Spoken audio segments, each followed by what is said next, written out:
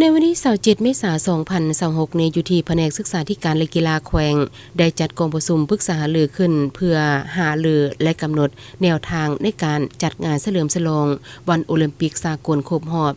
132 ปี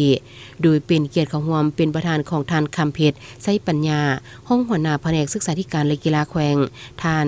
กะเซมอินทลาคณะบริหารงานโอลิมปิกแห่งชาติลาวมีบรรดาอนุกรรมการเนื้อในด้านต่างๆเข้าร่วมในกองประชุมได้มีการปรึกษาหารือเกี่ยวกับเนื้อในสำคัญเช่นการกำหนดวันเวลาและสถานที่จัดงานรูปแบบกิจกรรม